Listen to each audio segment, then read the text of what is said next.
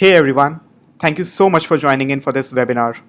My name is Vipul and I lead co-marketing for VWO. I'll be your moderator for today. For those who are hearing about VWO for the first time, VWO is the world's most trusted and easiest to use A/B testing and conversion rate optimization platform. Our guest speaker for today is Ish Jindal. Ish is the founder of TARS, a conversational landing page builder that helps online businesses double their conversion rates. Now, before I let Ish introduce himself and start the presentation, I would request everyone to put in whatever questions they have during the course of presentation using the GoToWebinar's questions panel. And yes, this session is being recorded and the same will be shared with you within the next 48 hours. So, Ish, with this, the stage is all yours. Thanks, Vipul, for having me. Hey everyone, my name is Ish. I am the founder of a company called TARS. We help marketers who are running paid campaigns like Google ads or Facebook ads to increase their conversion rate by 50% using conversational landing pages. In this session webinar over the next 30 minutes, I'm going to talk about how you can make your post-click experience better using conversational landing pages. Now, if post-click experience or conversational landing pages seem like jargon to you, don't worry about it because that's what we're going to talk about in the next 30 minutes, right? So jumping right into it, I'm going to start with something I'm pretty sure all of you would know, which is a cost per click, which essentially means how many dollars you have to pay to Google to get someone to click on your ad, right? And this is basically sort of a list by industry as to how much you end up paying for every click. Now, I wanted to put this slide because I just wanted to showcase that there is around $50 you have to pay to get someone to click on your ad. And I was actually looking at this screenshot from someone at on LinkedIn yesterday, which was around how much you actually pay if you are trying to rank for keywords like lawyer fees for car accident, right? Which is insanely high, like $600 for a click.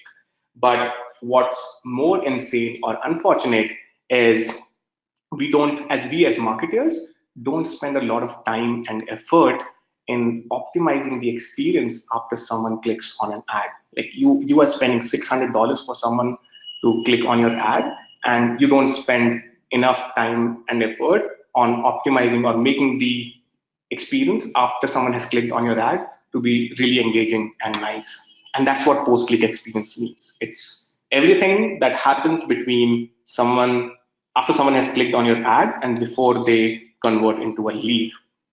And what a bad post-click experience means is the average conversion rate across industries is around 3 to 4%. What that essentially means is out of the 100 people who have clicked on your ad, only 3 to 4 people end up giving their information. The rest 97 people have actually just dropped off. So if you are in the insurance industry, you spend $5,000, 15 to 100, $5,000 on ads on the clicks, and only 3-4 people have actually given their information, right? And we end up spending too much time on the pre-click experience, which basically means you would optimize your ad copies, you would make nice creatives, keyword optimization, and whatnot. And what the post-click experience really looks like at this point of time is something like this. We are taking people to boring landing pages, which nobody likes, right? And which is why 90% of the prospects are just dropping off. Why I say boring landing pages is I've tried to basically break down why the current static landing pages are not something I would want or why people drop off. And I've tried to break down into 4 major parameters as to what is really wrong with the current static landing pages. The first one is basically too much content, right? Which essentially means that as marketers or someone who is writing the copy of the landing page, we just want to share whatever we know on the landing page. And as a user, once I land, I'm just overwhelmed with the kind of or the amount of content that exists, right? I think I was reading this somewhere where it mentions that people are not really reading but hunting for information because there is the attention spans are so low that people can just go back to their Facebook and Instagram rather than just being on your landing page, right? The second problem is nobody likes to fill out forms. Like, I'm pretty sure I don't like to fill out form, and I'm pretty sure you would not be, willing to fill out forms either. But having said that, both of us would be filling out 5 to 10 forms on a weekly basis, right? And this has not really changed in the last couple of decades. The third thing is all of these landing pages were built with desktop and laptop in mind, like because there was no mobile um, device back in the day. Like 15 years back, people were not really building for mobile devices, right? But I'm pretty sure that 70 to 80% of your users or your prospects or your customers would be landing on your landing pages from mobile devices. And the current landing pages are not built for that. They were just optimized for mobile devices. They've not been built thinking a mobile device in mind. And the fourth thing is these pages are not really intuitive, because if all the landing pages look very different from one another. If you're in insurance industry, the landing page would be very different from being in a healthcare. But as a user, it takes time and effort to figure out every different landing page. Specifically, if you talk about older demographics, they would be having a tough time figuring out different elements on different landing pages. Now, as a result of all of this bad post-click experience, it eventually leads to a high cost per lead, a low conversion rate, and basically your dollars being going into the bin, right? You essentially lose dollars on every click that doesn't convert.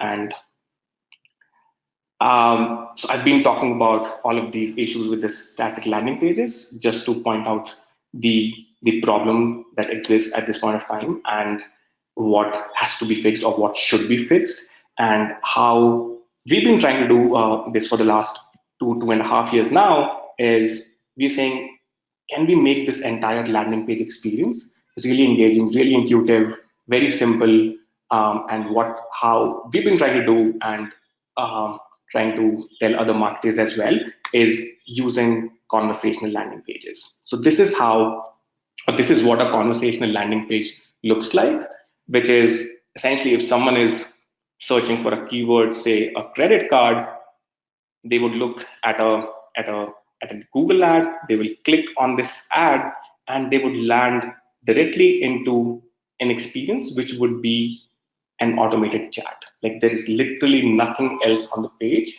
but just a chat experience. If I have to just switch to what this experience looks like, this is what the experience would look like. You can essentially see that on this screen, there is nothing else but these message bubbles on the left, and this is what a user can do. There's only one thing the user can do. They can just click on these buttons, right? And if you are on I don't know if I could be able to do that, but yeah, this is what the experience would look like if they are on a mobile device. Like it would cover the entire screen. And I would talk about why it works, why is it better in the later part of this session, but I just wanted to give you a first-hand look at what the experience looks like, right? Now, what you've seen over the last couple of years is conversational landing pages convert at least a 50% better compared to any existing landing page, static landing page that you might be using at this point of time. I'll quickly run through, why this happens, why conversational landing pages convert 50% better, and I'll just try to relate it to what we discussed earlier. What were the issues with the existing landing pages, right? The first one was there is too much content on the existing landing pages, and what happens with a conversational landing page or a chatbot. So I'll keep switching between conversational landing page and a chatbot because essentially it's the same thing. It's just two different words being used for the same experience, right? So with a static landing page, I was talking about there's too much content on the page, right? Now, what happens with a conversational landing page or a chatbot is you're asking just one question at a time. Like literally, the chatbot is providing bits and bits, like one piece of information at a time. It could be a piece of information, it could be a question as well, right? But as a user, I essentially have to just look at 2 or 3 message bubbles, consume it, and respond to it. I don't have to go through a 400, 500 word page or words of in the landing page and try to figure out what I should be doing. Here, the user is actually controlling what they want to look at, and you essentially are driving the user through the entire conversation. So it's basically a very defined piece of information, very little information that the user has to go through. The second thing is nobody likes to fill out forms, but everyone loves to chat. Like uh, I spend a couple of hours on Messenger or a WhatsApp or an iMessage, and I'm pretty sure like almost everyone in the world at this point of time, leaving aside a few exceptions, must be spending a couple of hours on one of these chat applications every day. Now, if we are as humans, we love to text and chat with our friends and family. And the whole idea here is when someone is speaking with your business, with your brand, can you provide the same experience to your users as well, right? The third problem with static landing pages was they were not built for mobile, right? They were built for desktop devices. The thing with conversational landing pages or chatbots is they were built for mobile. Like texting started on mobile devices. WhatsApp was started on mobile only, right? And that's why chat as an interface is very native to mobile devices, and that's why it looks way better and way simpler on mobile as well. And given the fact that 80% of your customers are anyways going to interact with you through mobile, it just makes sense. The final one was the landing pages were the static ones are not intuitive at all. While with chat, everyone knows how to chat. Like all you know that once you land into a chat, there'll be a message bubble on the left and there'll be a message bubble on the right. There's literally no other user interface or any other element on the screen, right? And there's literally zero learning curve in the entire experience. Overall, all of these elements essentially lead to a very engaging experience. I like to call like conversational landing pages as Apple Store of the web, wherein when someone is clicking on an ad and landing into your conversational landing page or a chatbot, there's it feels like you're receiving them, you're trying to help them through your offerings, through your products, services, telling them about it. And if someone is interested, you ask them for information, which is essentially how it happens in an offline world as well, right? So this is just a quick, I just wanted to share a quick case study of sorts of how one of our healthcare customers has been using it. So this is what their, I've put up images from their mobile experience because they get, I think, 90% of the traffic through mobile devices. So this is what their experience used to look like. You can see a pop-up with a form inside it, and this is on the right. This is what their experience looks like with chat. The result has been a 48% decrease in of their cost per lead and a 92% increase in conversion rate, which essentially means that if they were spending $10,000 on ads earlier or whatever, if the ad spend remains the same, they are able to generate twice the number of leads using the same ad spend, right? So you can imagine the difference it has happened just replacing a static landing page or a form with a conversational experience. Now I've talked a lot about conversational landing pages, how it looks. I've showed you the example of it as well. But I just feel that you might be wondering how do you go about creating something like this.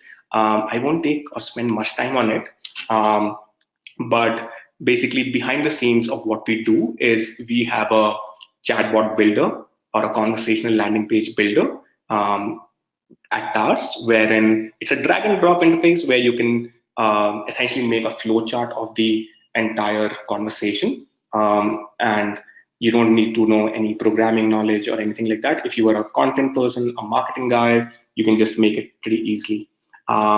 You guys would anyways have access to this presentation, so you would be able to see in the GIF itself. Like this GIF is going to tell you completely as to how you can create a chat flow or a conversational landing page. So I won't spend much time on it because this is a session in itself as to how you can create something like this. But all I can say is if you have to create a very simple sort of a flow, you can do it about half an hour. So yeah. Um, how much time do we have? Oh, we have 10 to 15 minutes. Okay. So next up, what I wanted to do, which was the last step in the entire session, is I actually wanted to talk about the best practices that we as a team internally at TARS follow to create really good conversation flows that convert. Because the entire aim of a conversational landing page is to make users to convert into a lead, right? So the way we look at it is essentially a sales funnel or a chat funnel. And the whole idea is to create a chat flow or a conversation flow which makes users or which keeps the users engaged. That is one. But secondly, which generates higher conversion rate as well. Now, I've been talking about how conversation landing pages increase your conversion rate and whatnot.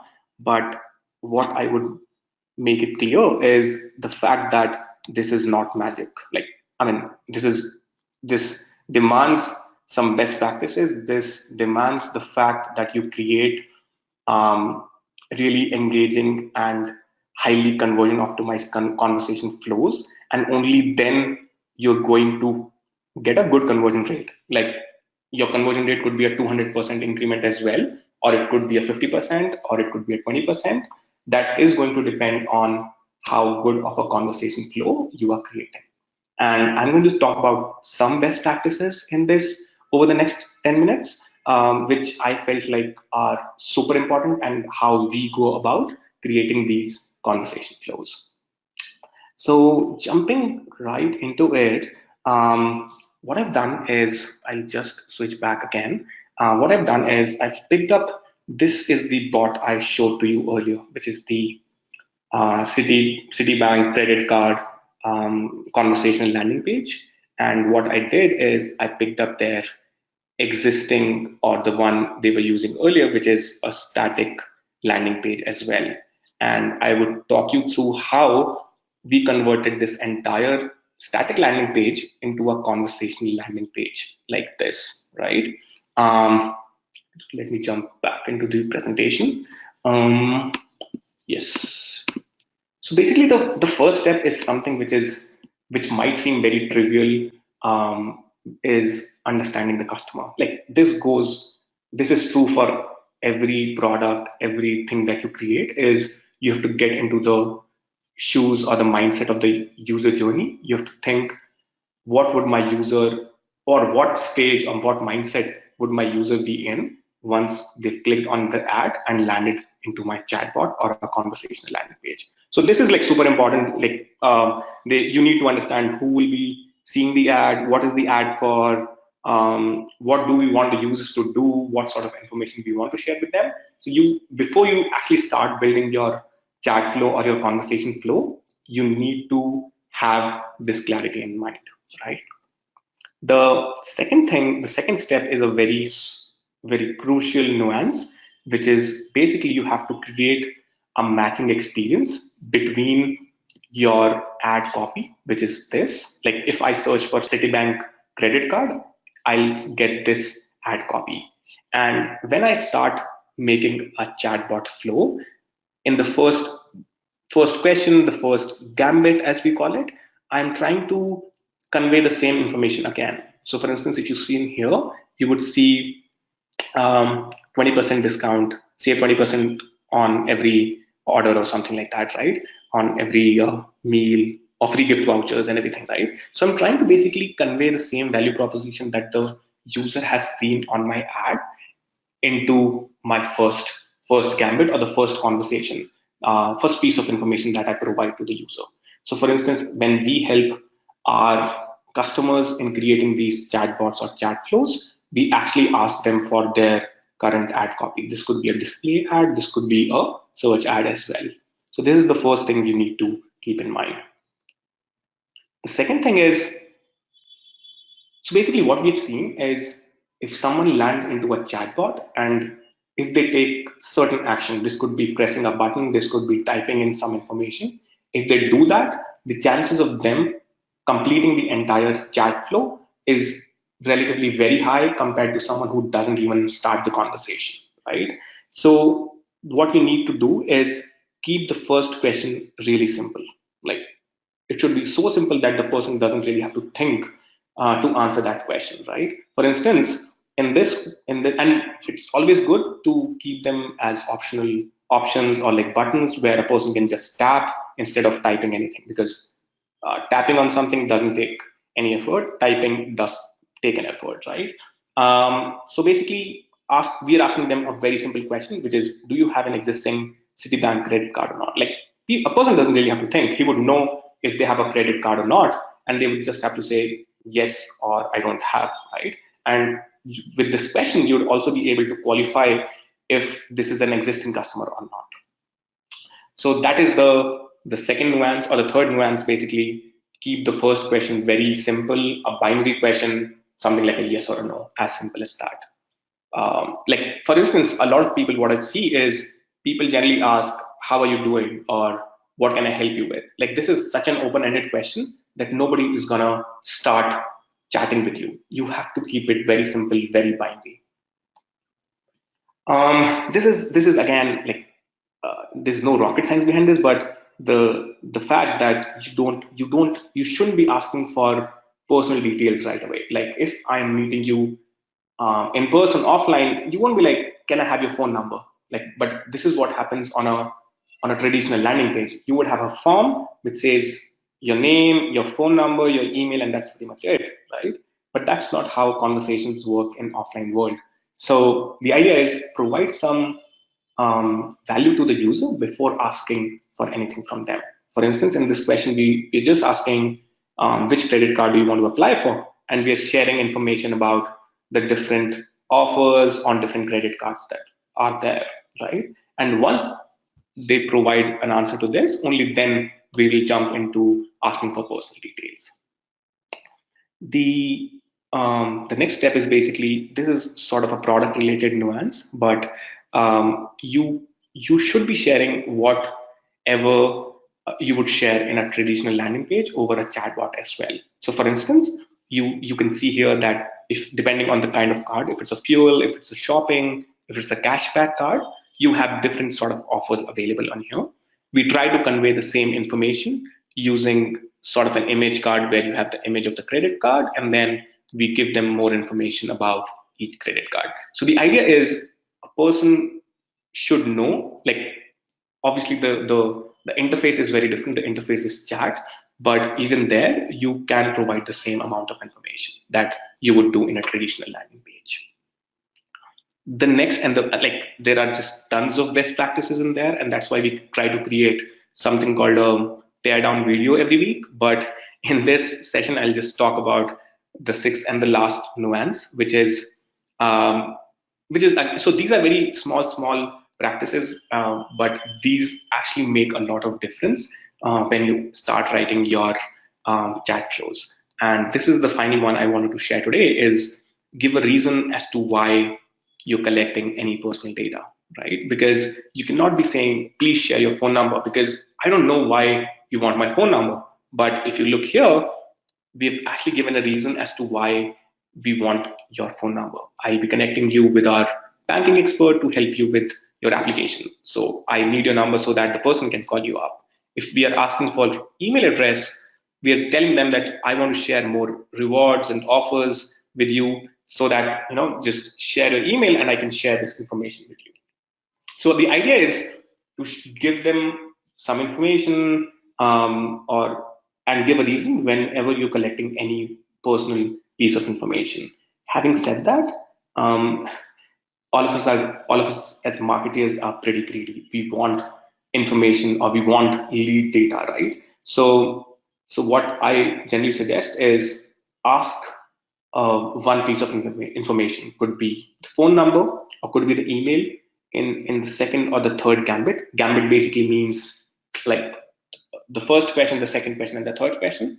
In the second or the third question, ask for some piece of information, could be a phone, could be an email, because the beauty of chat interface or beauty of chatbots, at least in our case, is even if a person drops during the conversation, like they give their phone number and then they drop off, you will still have all the lead data, which is not true for a form. Like unless and until you fill the entire form and click on submit, as a marketer, you won't get all this data in your CRM, right?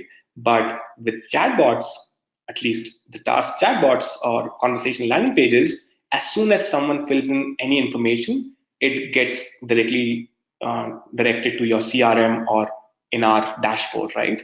So try to get some piece of information, because even if the person drops off, you would still have their lead information.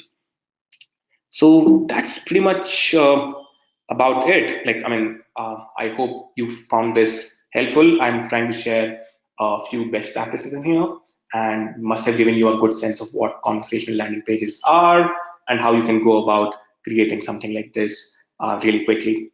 In any case, you can reach out to me or us on our website. This is my direct email. And for all the attendees today, we are giving an offer as well, where our team of conversational design experts will actually go through your existing landing page, and we will review it, and we'll help you, or we will actually create the entire conversational landing page for you, which you can start using in your ad campaigns and see the difference. So obviously we won't be able to do it for everyone. So what we've done is you can just go on this link, which is again a chatbot link, where you can just go and apply, share your landing page link. Our team will review it and get back to you if we'll be able to, if you are one of those two lucky ones who who get a free conversation landing page. Yep, that's pretty much it. I hope this was really helpful for you guys. Yep.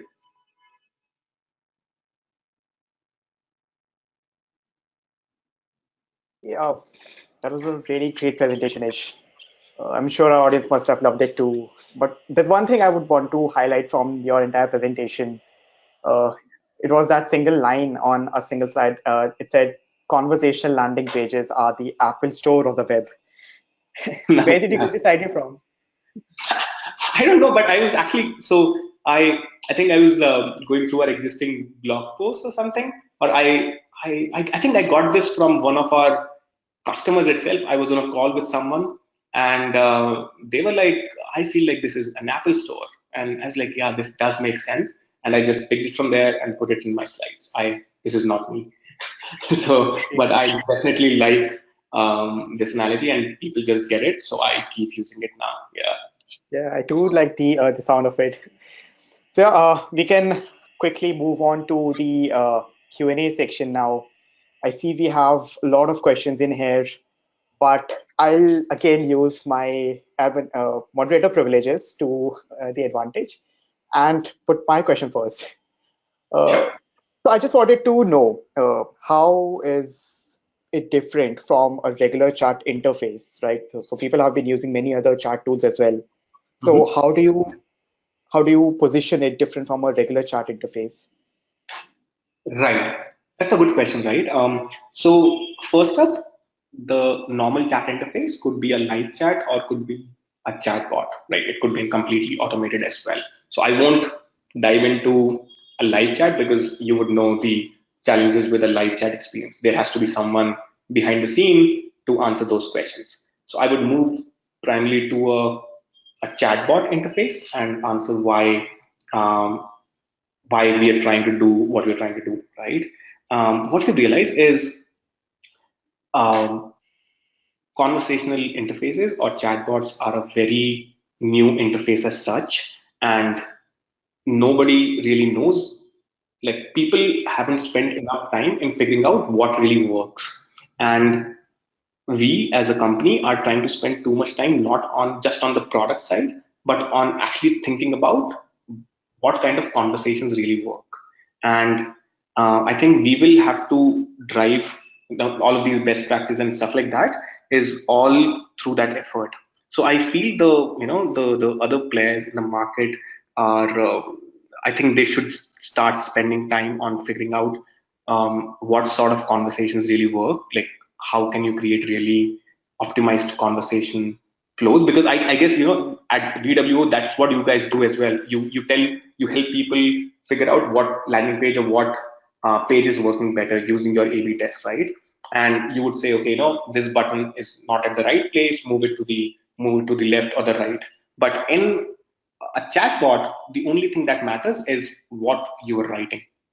And that's pretty much it. Now, people haven't done it before, so someone would have to come in and figure out what really works best in a conversational experience. And that's what we're trying to do. We're trying to figure out what really works in terms of the conversation flow and not just the technology and the product. Does that answer your Right. question? Okay. Yep. Yeah, it does. So the second question actually came in through email. So David Behag, I'm sorry, David, if I pronounced the name wrong.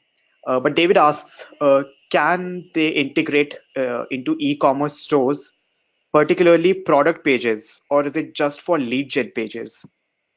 Um, so I would say so for us, we have primarily worked with lead generation where there's a some sort of a non-transactional use case on the landing page. So think about travel, healthcare, real estate, financial services. Like all of these sectors have a pure play lead generation happening on their landing pages. With e-commerce, it's not like if you're looking for a shirt or a jeans or a pair of jeans, you would want to go through a number of options, right? Which is not really possible with a chat interface. Having said that, you can make a chatbot a part of your product pages where you can where the chatbot can be like sort of an assistant answering questions about the product, but it won't be a transactional. I mean, my suggestion would be not to use chatbot for pure play transactions on your landing pages. It could assist on a product page, but it cannot be, at least from what I know at this point of time, it cannot be the entire product page in itself because that would demand a lot of integrations and whatnot. Plus, I'm not sure if chat is at least with the current technology, it's the best way to buy products online. So, Okay. so yeah, I'll be on the other side of it. Yeah. Yes. Okay. Great. Shannon is asking, can you include more information than just a chatbot on the page? So basically, if you one second, let me just jump out of it. You can actually, right? So for instance, you behind the scenes, like for instance, this is, I think you should be able to see my screen, but this is our chatbot or our landing page. And you can see that we've added a piece of text in here, which tells people as to what we do.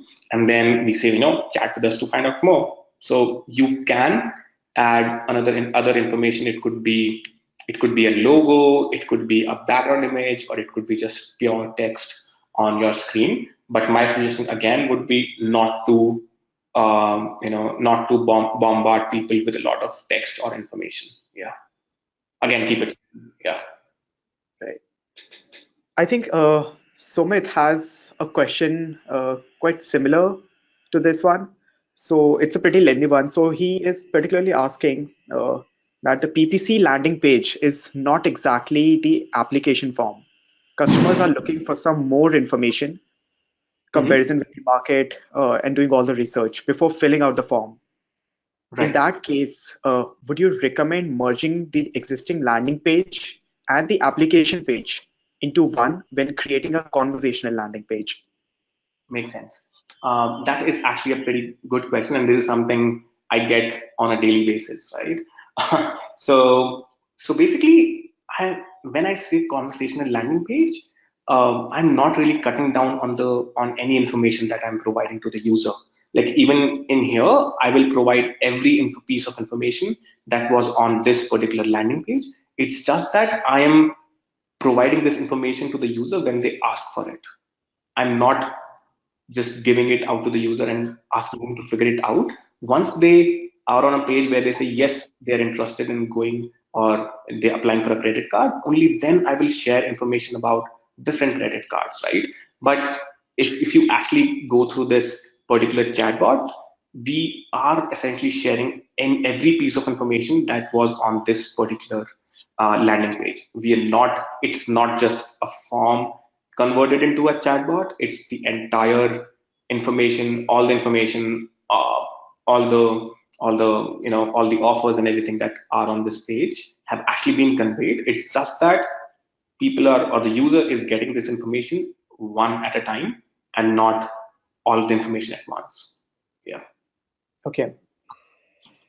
Another question is coming from Brian. So Brian has a question about security. So he's asking, how do we ensure that a personal information that a user is sharing is stored securely with chatbots?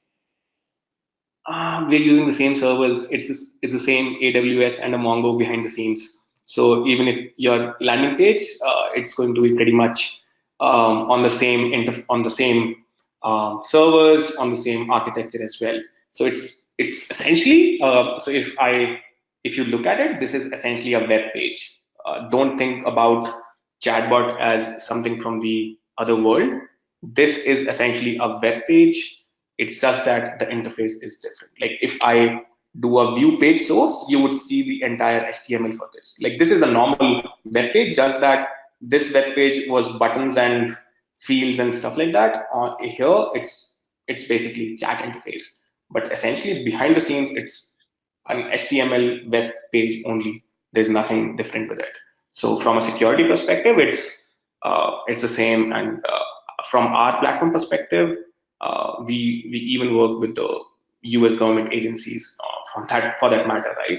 So all of this is taken care of, and again, it's the same servers and everything. So I don't know if that answers the question, but that is something I think, yeah. Okay. I hope you got the answer, Brian. A I, closely related question here. Sorry, yeah, go ahead. I was just saying, otherwise, just drop me an email and I can answer. Sure. Another close or similar question is coming from Aryan. So Aryan is basically asking, do conversation landing pages affect SEO? Um, Not really. Like, I would. Okay, let me actually think about it a bit because Since it is a um, web page, basically, so is there something that people can do for to make it visible on the on search engines? actually our chatbots rank higher on for certain keywords than the brands itself, right? And so the parameters in here are pretty similar to what a normal web page has. Like there's a meta title which you can define. There's a meta image, there's a favicon which you can define, and all of this text which is in the chatbot, not just the first one, but the entire information, the entire conversation or the entire script that you write in the chatbot is actually being indexed by Google. So it's not just three sentences in here that are indexed by Google, it's the entire conversation flow, the entire script, which would come down to around 300, 400 words eventually, is being indexed by Google, right? Okay. So the last 2.5 years, we haven't really seen any effect on SEO from that perspective. Yeah. Okay. Hope that answers your question, Aryan. If not, you can always get in touch with Ish post this presentation. We'll take one last question because we are sort of out of time. This question is from Shannon. So, okay, so this is a pretty interesting question. Have you done any user testing, any research to see if users are confused about being presented a chatbot versus information landing page? What are the bounce rates that you have found or experienced? Right. So in on our end, we basically have two numbers. One is the interaction rate and the second is conversion rate. What an interaction rate basically means is, say if 100 people are coming on this particular page, how many people actually do something on this? And what we've seen is our interaction rates are as high as 70, 75% in some of the cases, which basically means that a user came in and like out of 100 users, 75 people actually did some activity on the bot and they interacted with it and didn't just bounce off when they saw the bot, right? Compared it to your traditional pages where the bounce rates are pretty high. They would be like, in some cases 70-80% high as well, right?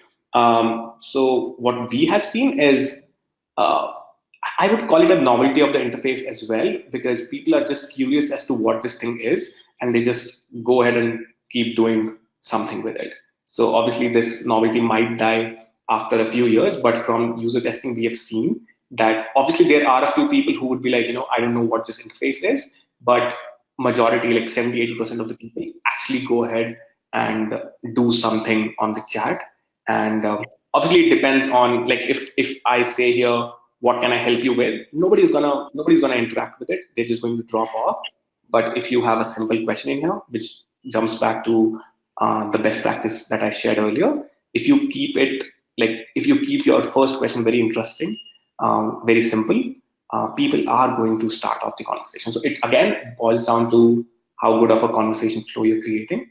But yeah, I mean, I think that answers the question, because it could Okay. be very, but yeah, that's something I would share. So, and again, Shannon, yeah, if you have more questions for Ish, can we move back to the presentation, the offer slide, Yep.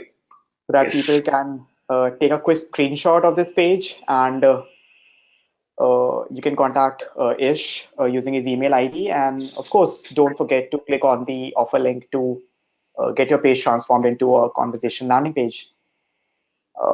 So yeah, that's due to time crunch limitation, I would end the Q&A here. Sorry, guys. We'll answer your questions offline. Yep, with that, it's time to close this webinar. And thank you so much, Ish, for your time and effort that you've put into creating this wonderful presentation. No worries at all. Thank you so much. I hope this was helpful for all the people who joined in. Yeah, and spend half It an sure hour, was. 40 minutes. It Yes. sure was. It was quite insightful. And yeah, thank you everyone for attending this webinar. Uh, Please fill in the survey that will turn up once this webinar is closed. Your feedback will help us a lot. Also, feel free to reach out to me or Ish directly after this webinar if you have any follow-up questions.